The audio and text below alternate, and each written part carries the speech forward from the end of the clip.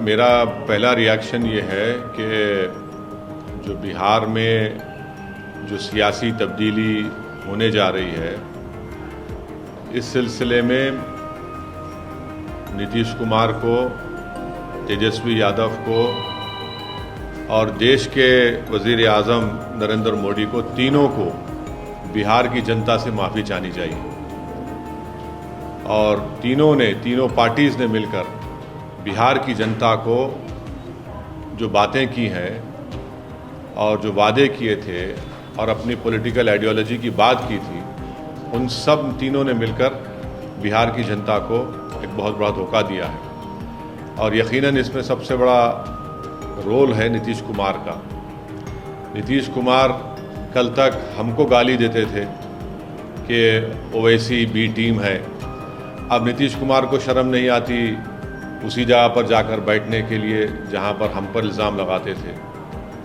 और नीतीश कुमार ने political opportunism कहना तो अंडरस्टेटमेंट होगा, उन्होंने हर चीज़ का रिकॉर्ड तोड़ दिया है और कोई उनकी बात का न एतबार है न भरोसा है। मैं शुरू से कह रहा था कि नीतीश कुमार फिर से बीजेपी में जाएंगे, मगर लोग हमारी बात पर यकीन नहीं कर रहे थे।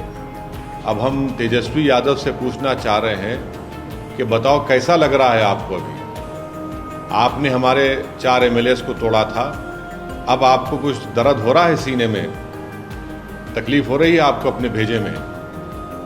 अब आपको मालूम हो रहा है कि जो खेल आप हमसे खेले थे वही खेल आपसे हो गया। और तेजस्वी यादव और उनकी पार्टी धोखा दी है। 2 मर्तबा नीतीश कुमार को उन्होंने मुख्यमंत्री बनाया। बताइए अब क्या हासिल हुआ? आपने बीजेपी को आपने सत्ता दे दी। नीतीश कुमार तो सिर्फ अभी तो नाम के मुख्यमंत्री रहेंगे, हुकूमत चलेगी बिहार में आरएसएस की, नरेंद्र मोदी की। हम तो यही चीज़ को रोकना चाह रहे थे। एमआईएम पार्टी इसी को रोक रही थी। और जब हमारे सीमांचल की जनता ने एमआईएम के 5 विधायक को कामयाब किया, तो हमने तो जब उनके स्पीकर के इलेक्शन में तायद की थी गठबंधन के। मगर तेजस्वी यादव को और उनके परिवार को ऐसा लगता है कि बिहार की जनता एक तरफ और उनके परिवार से कोई मुख्यमंत्री बन जाए। नीतीश कुमार को लगता है कि मैं जब तक जिंदा रहूं मुख्यमंत्री रहूं, और बीजेपी को लगता है कि भाई हर चीज़ हमको मिल जाए, चाहे कुछ भी हो, किस तरीके से हो जाए।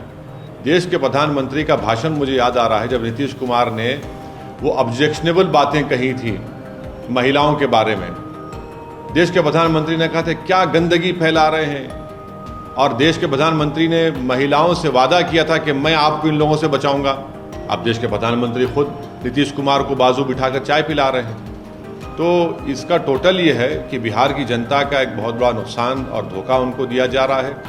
बिहार में डेवलपमेंट रुक चुका है, अफसरशाही बढ़ चुकी है, और हम तो शुरू से सीमांचल की लड़ाई लड़ते आए, लड़ते रहेंगे।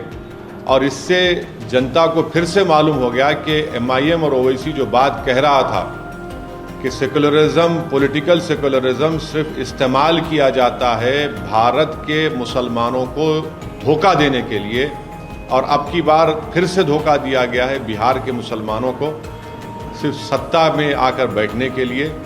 मैं उम्मीद करता हूं कि ना सिर्फ बिहार बल्कि पूरे देश के जो अल्पसंख्यक समाज, मुसलमान और जो हमारे सेकुलर जहन रखने वाले हिंदू, ओबीसी और दलित भाई हैं, वो देखेंगे इन चीज़ों को कि कैसे सेकुलरिज्म के नाम पर चुनाव में तो वोट लिया जाता है और उसके बाद फिर आपकी वोट को ले जाकर आरएसएस और मोदी के झोली में रख दिया जाता है।